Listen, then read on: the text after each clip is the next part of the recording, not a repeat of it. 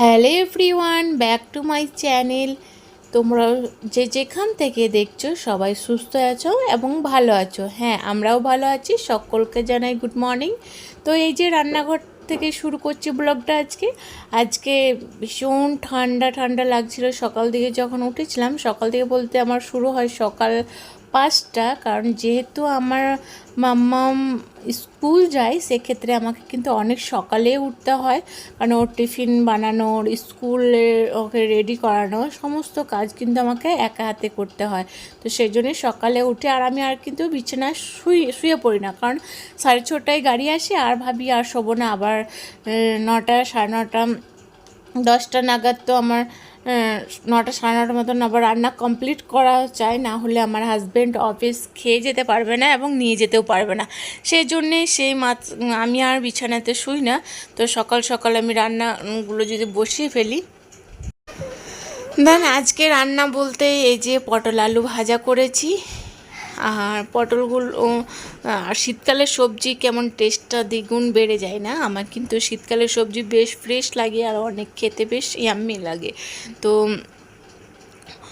শীতের সবজি খাওয়া স্বাস্থ্যপক্ষে সবসময় সবজি খাওয়া ভালো, কিন্তু শীতের সবজি আমার মনে হয় বেশি একটু ফ্রেশ থাকে, বেশ দেখতেও সুন্দর লাগে। গ্রামগঞ্জে মাঠগুলো দেখতেও বেশ সুন্দর লাগে, গোটা মাঠ ধানে খেতে ভরা থাকে আর গোটা গাছে ফুল ফল খুব ভালো লাগে শীতকালে। তো এরকমই। আর পটল আলু ভাজা বলতে জিরে ফোড়ন দিয়ে আজকে পটল আলুটা ভাজা করেছি, কোনো মশলা দিয়ে নিই, মশলা ছাড়াই এই পটল আলুটা করেছি। এরকম পটল আলু যদি রেসিপি দেখতে চাও আমার চ্যানেলে অবশ্যই দেওয়া আছে, সেটা তোমরা অবশ্যই ফলো করে নিতে পারো, দেখে নিতে পারো, খুব টেস্টি হয়। আর এদিকে মাছ ভেজে নেব, কড়াই করে দিয়ে দিয়েছি মাছ ভাজার জন্যে। আর মাছগুলো কাঁচাতে উল্টে দিয়ে কিন্তু লেটকে যায়। তো মাছ ভাজার একটি প্রসেস আছে, সব জিনিসের একটি প্রসেস অনুমতি যদি না যায়, সে রুলস যদি ভেঙে দেওয়া হয় কিন্তু সেই জিনিসটা ঘেটে যায়, সেটা জীবনের ক্ষেত্রে হোক, রান্নার ক্ষেত্রে হোক, বা আরও অন্য কিছু কাজের ক্ষেত্রে হোক। সেই জন্যই সব জিনিস একটু ধৈর্য ধরে সময় নিয়ে একটু করা উচিত আমার মনে হয়। আর আমার এই ব্লগটা যেখান থেকে দেখছো সে ভালো লাগলে please like, comment, share, subscribe করে দিও। আর যদি যারা করে ফেলেছো সাবস্ক্রাইব, তাহলে তাদেরকে অসংখ্য ধন্যবাদ। আর যারা দেখছো সাবস্ক্রাইব করছো না, তাদেরকে একটি রিকোয়েস্ট করবো, প্লিজ আমাকে সাপোর্ট করো। এই ছোট্ট চ্যানেলটাকে তোমরা যদি না সাপোর্ট করো তাহলে কি করে এগোনো যায় বলো?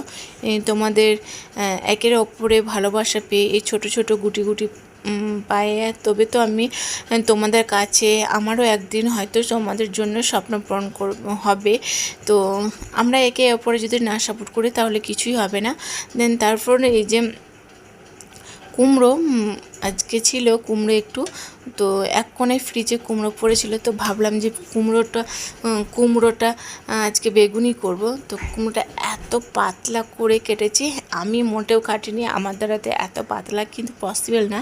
এটা আমার শাশুড়ি মা কিন্তু কেটেছে খুব সুন্দর করে, হ্যাঁ বটিতে কেটেছে কিন্তু খুব পাতলা করে। আর এই যে বাটারটা আমি নিজেই বানিয়েছি। ব্যাটারটা কিন্তু খুব সুন্দর করতে হবে, ব্যাটারটার ওপরে তোমার বেগুনি নির্ভর করবে যে কতটা ব্যাটারটা বানানো হয়েছে। খুব জল দিলে, খুব ড্যাল করে দিলে হবে না, বাট খুব মোটা লেয়ার করে দিলেও হবে না, ঠিক মাঝারি বরাবর কিন্তু ব্যাটারটা মাথায় রেখে তোমাকে বাটারটা বানাতে হবে। যে কোনো পছন্দের পকোড়া বলো বা বেগুনি বলো, বাটারটার কিন্তু মেন প্রসেস। এই ব্যাটারটা দেখেছো খুব ঘন নয়, খুব জল দিয়েও ড্যাল নয়। তো খুব সুন্দর বাটারটা বানানো হয়ে গেছে। আর যত বাটারটা তুমি হাতে করে ডোলাবে, তত কিন্তু বেগুনি টেস্ট ভালো হবে, দেন ফুলবে। এর মধ্যে কিন্তু আমি একটু হলুদও অ্যাড করেছি, তো হলুদ না হলে কিন্তু বেশ চেয়ে থাকে মনে হয়। আর এর মধ্যে দিয়ে দিয়েছি আমি কড়াইয়ের মধ্যে বেগুনিগুলো ছেড়ে তেলের মধ্যে। তো দেখতে পাচ্ছ কত সুন্দরভাবে ভেসে গেছে। আর বেগুনিগুলো এত পাতলা হয়েছিল, কারণ বেগুনিটা কাটার মেন খুব সুন্দর কাটা হয়েছিল, ওই জন্যে বেগুনিটা বেশ মুচমুচে ছিল, বেশ খেতেও ভালো লাগছিল। আর যেহেতু শীতকাল চলে এসছে, তো আমাদের শরীর মন দুটোই একটু লেটকে লেটকে যায়। কারণ শীতকাল মানে রোদ্রে বসে একটু অরেঞ্জ লেবু খাবো, তারপর একটু টক ঝাল, কেউ টক ঝাল খেতে ভালোবাসে, কেউ নোনতা, যে যেরকম। আর বিকাল থেকে একটু ঠান্ডা ঠান্ডা মুহূর্তে কিন্তু চা বেগুনে না হলে কিন্তু হয়ই না।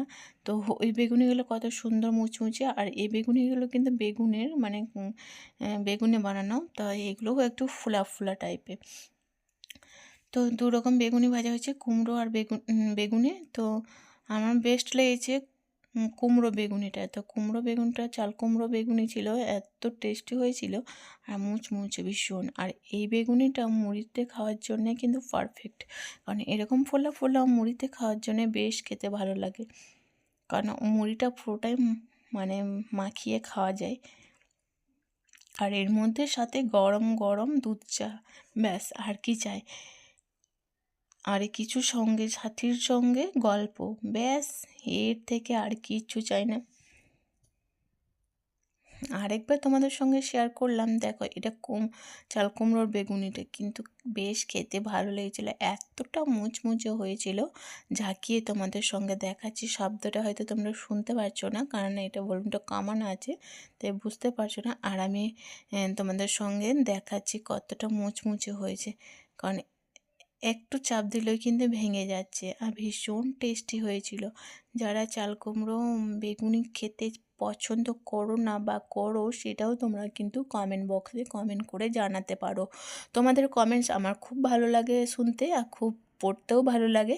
তো তোমাদের কিছু বলার থাকলে আমাকে অতি অবশ্যই কিন্তু বলতে পারো। আর সাথের এই পাঁপড় ভাজা, তো পাঁপড় ভেজেছি, তো অনেক রকম আজকে বিকালে আইটেম করা হয়েছে।